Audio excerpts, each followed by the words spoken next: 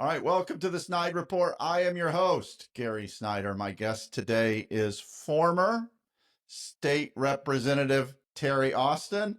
Terri, did I get that right? You state rep, right? Yes, sir.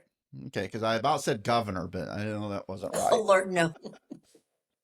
That is probably a headache that not a lot of people want. Yeah, having an opportunity to help lead the state and it's an amazing role for somebody. I did my duty in the General Assembly.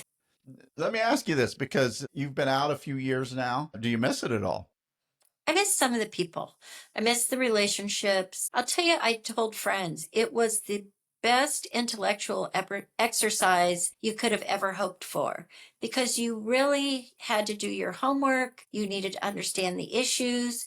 You had to remember that you represent a district with 60,000 or so constituents. And not that everybody was going to agree, but you tried to figure out the things that helped the greatest number of people, or eventually it became did the least harm. And I miss that type of policy work. I miss the constituent work. I had two people come up to me this weekend who told me how my constituent helped with them directly, where I often intervene directly, helped change their life. I mean, and you wonder if you ever did anything that mattered. It matters. Well, that's always good to hear. My only election that I won a school board race in a small town in Kokomo, or a small my school goodness. in Kokomo. That's a And huge role, Gary. School I beat boards, it. as a former teacher, school boards are very important. I beat a 12-year incumbent by 31 votes. Oh my goodness. And before I think the winner was even announced the next morning, I already had email already in my mailbox. You know, that's the sad part. I had a conversation with a former state senator, noteworthy Republican, who is a good friend, and she was somewhat of a mentor to me. And this has been 10 years ago when she decided to leave. She said the lack of civility, not only that was starting to deteriorate in the General Assembly, but among the public, was the thing that really caused her to decide to leave. It was too much, just too much. Well, the reason we have you, we asked you to come on today is I was reading on Facebook. Yes, my wife calls me a boomer for going on Facebook. They say try TikTok, or I tried. I can't do it. You may not want to do it either, though. So we're on Facebook, and I see a story by Matt McNally about the Democrat Party that's going around the state and doing these town halls. And they did one in Muncie, and he had posted that the state representative that represents that area was out front or somewhere taking pictures of people coming in, going out, not actually participating and answering their constituent questions, but spying, I guess, if you will. And, one thing led to another, and that led me to you.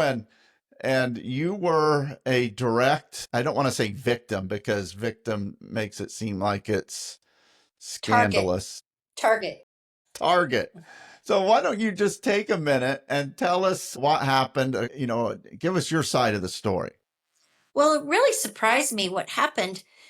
I stayed up for a few minutes after the town hall to wrap up and talk to some people. I particularly wanted to go to hear the tone, the majority of questions, the themes that seemed to emerge. And then after it's over, I'm headed back in my car to, so I could drive back to Anderson, where I live, and stopped in a little coffee shop on the corner, try to, support local business. And I'm walking back down the block of, believe it's Walnut Street. And there's a white van kind of perpendicular pulling out of a private parking lot. And I didn't think anything of it because I'm not really paying attention. And then all of a sudden I looked because I saw some movement on the driver's part. I looked and it was Representative Elizabeth Rowray. She had pulled down, picked up her camera, and sort of like this, I'll use my remote, held it through her window and snapped my picture. I mean, maybe she was doing a selfie. I don't know. but it sure didn't seem that way.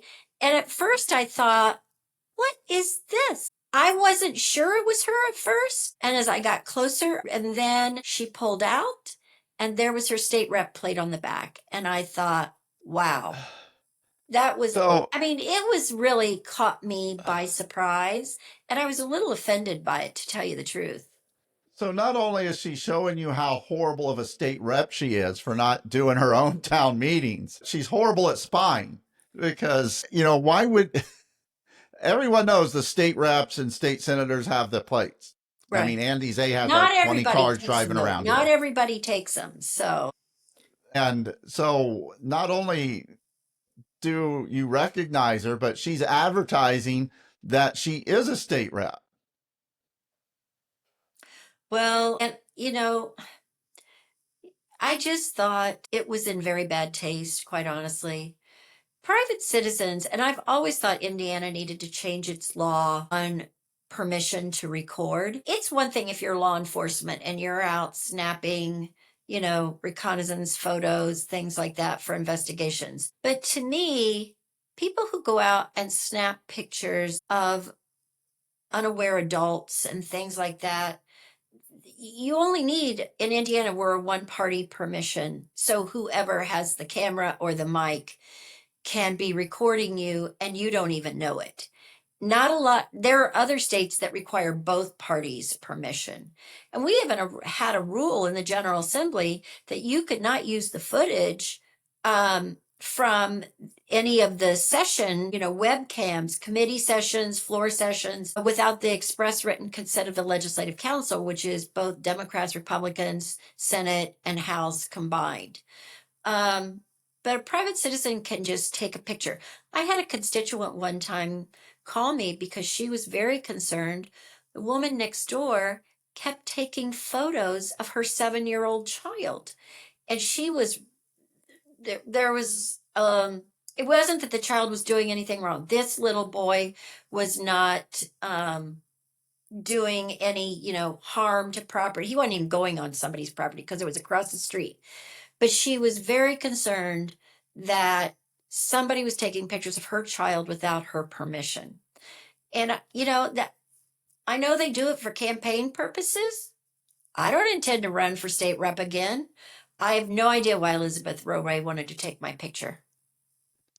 So when we think about what's happening in the state today, and we do this podcast, basically at my kitchen table. There's a couple reasons for that, but the biggest and foremost reason is that's where a lot of decisions are made today at the kitchen table. Are we going to pay for the prescription? Are we going to go get food? Are we going to pay our electric bill? Are we going to pay our rent or our mortgage? Oh yeah.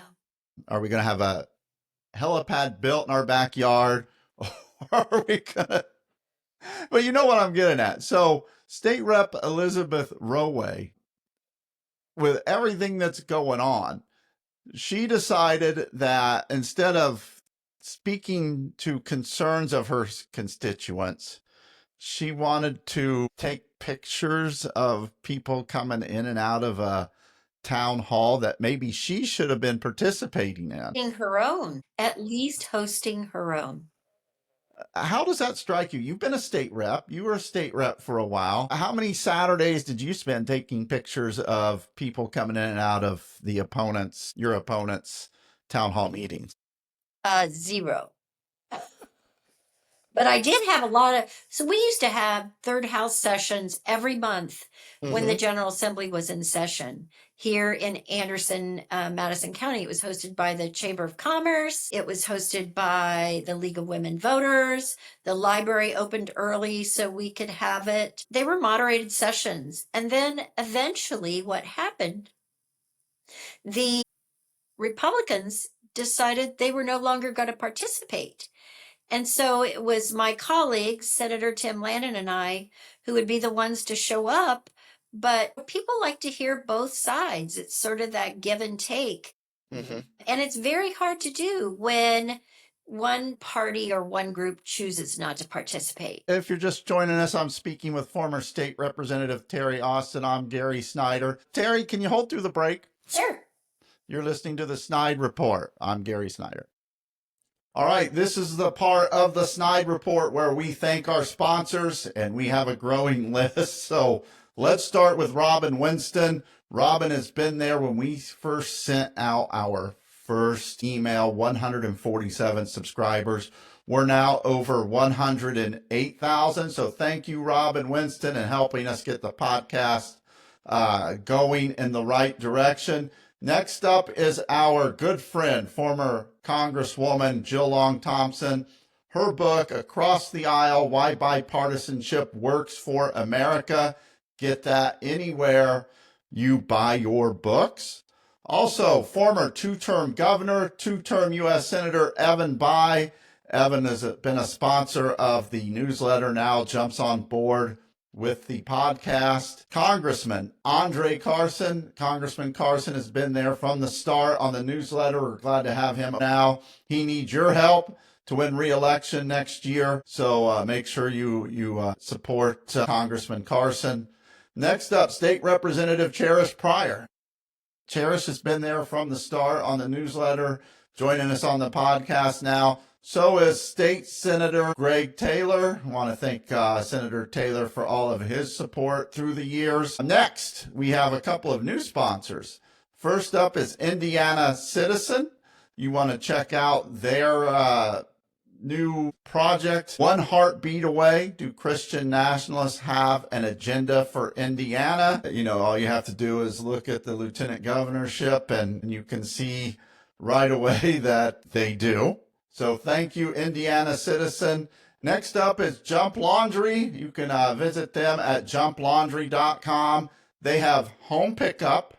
They do your dry cleaning, wash and fold with, I might add, no judgments, and next day service. So if you're in a crunch for time, you don't want to do your own laundry, get a hold of Jump Laundry at jumplaundry.com or at 317-740-5011, and they will take care of all of your laundry needs.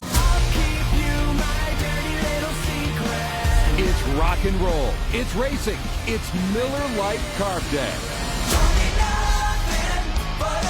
Co-headlined by the All-American Rejects and Bret Michaels. Friday, May 23rd at the Indianapolis Motor Speedway. Following the final Indy 500 practice and the Pit Stop Challenge. Concert, pit, and VIP tickets available now at ims.com. Welcome back to the Snide Report. I am your host, Gary Snyder. We are speaking with Terri Austin today, former state representative, and her brush with voyeurism. I don't know what you want to call it. Let me ask you this before we move on to a couple of other issues. You've seen her taking pictures. You said you were a little offended. If State Representative Rowray is sitting here on this podcast with me, which she never would, Republicans don't do podcasts, I guess. I don't know. They only go on media-friendly venues. What would you say to her? What were you thinking? Why did you need my picture? I'm a private citizen at this point. And I just think things like that are in very poor taste. I really do. It's a lack of respect for the What is she other going to do person. with it? Well, that's a good question. You know what? I've seen all kinds of ugly mail and ugly posts come through, though. But I'm not in a campaign. And I'm, like I said, I'm not an elected official. There's, I'm a private citizen. People should be guaranteed some level of privacy. Have you spoke to anybody about it? I know Matt McNally put the post up. Any feedback from friends or acquaintances? Well, I told my husband, who's an attorney, and I'm not interested in pursuing legal action or anything like that. Mm-hmm. First of all, I don't think you could win a case like this because of the way our laws are written. But it tells me, what are your priorities as, one, an elected official, and two, why would you think it's okay to do that in your personal vehicle that clearly identifies you as a state representative? Yeah, I mean, that's like going and I'll go way back here, either egging or corning someone's house with your vanity plates on the back. Soaping the windows in broad daylight. Now I know for sure there's probably people out there going, "What the hell is corning?" Oh, yeah. Well, you should have grown up in a small town. Exactly. Now you've been out of office for a few years now. As a private citizen, when you take a look at what's happening in state government now, you were a victim of the MAGA movement. What do you think about what's happening in the state now? $2.4 billion shortfall in revenue. You have helipads being built at the governor's personal residence with state money. You have state officials buying luxury cars at the same time that they're passing laws to raise taxes at the local level. I mean, it just seems like the supermajority has kind of, I don't know. They really don't care about people that have to sit around at kitchen tables like this and make the tough decisions because, what we're going to have people losing health care. I mean, you can go down the line and it just seems like they're tone deaf. And why they are tone deaf, the supermajority still keeps being a supermajority. It's like people don't care. So your thoughts, and when do they start to care? Well, it's interesting. There were times I had differences with Governor Daniels, but I think by and large, he was an outstanding governor. He was, because there were things that we agreed on. First of all, I'm going to echo his words. The supermajority has not been good for the state of Indiana. Period, paragraph. I will tell you that I have had friends tell me, and these are non-political friends, where a state representative has gone door to door. And when they ask them, so how do you see yourself working with the Democrats, the minority party? Their words were, because they called to tell me, and I thought, wow, this says a lot. Well, we don't really need to work with them because we have a supermajority now. And I'm thinking, that is, even when the Democrats had the majority, Right. and we were in leadership positions, it was my goal to try to build as many relationships with House Republicans as we possibly could, hear their bills, make them a part. Every bill I ever filed had a Republican co-author on it. There doesn't seem to be that same level of inclusiveness anymore. There just doesn't.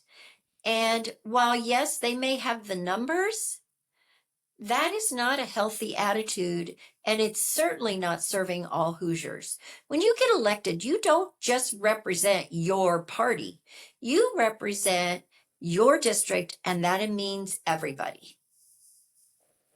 Before we let you run here, anything else you want to cover before I let you go, or maybe that I did not have the foresight to ask you? Toll roads are a bad idea. Oh, it's bad Especially if we enough. contract it out. I'm telling you, it is not a direction this state should start to move. We already are a low wage state in here. The median family income is, I'm trying to remember what it's probably not even $60,000 right now in the Highest state of sales tax in Indiana. the nation. But it's not a good economic policy. And my question is, have we done an audit of where all of the previous gas money has gone? Because when the bill was passed in 2017, the toll road bill, or not the toll road, the gas increase, it raised 10 cents on the gallon that very year and then indexed it so that it continues to go up. Now they have capped it at this point, stopped it from continuing to increase, and then we're paying sales tax on top of it. If that's not enough money, there's really a problem. And I know that prices fluctuate and go up and down in transportation economies.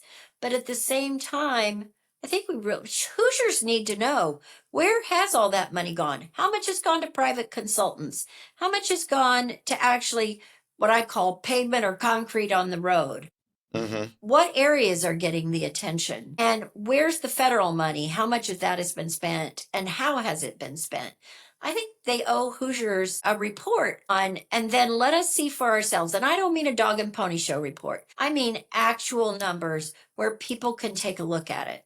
And if it shows that we need to beef up our transportation funding, so be it. Having a toll road on roads that primarily are going to impact high urban areas, to me, is unrealistic and unfair. It seems under the supermajority, whether it's raising a gas tax, they're just tone deaf. I mean, Yeah, they are. They don't realize what Hoosiers are going through, but then again, they are not paying a price at the voting booth for all this. And at some point, that'll change, and they're going to be sitting there just shocked one day. I agree with you, Gary. I do. And it's not just because the pendulum swings. It's because I think Hoosiers are feeling significant pain, and they wonder, this is why you're seeing this rise of populism. They are wondering who is listening to them. Terri, thank you very much for joining us today. I appreciate it. I enjoyed it. I'm Gary Snyder. She is not. She is former state representative Terri Austin. This is the SnydeReport, and we are out.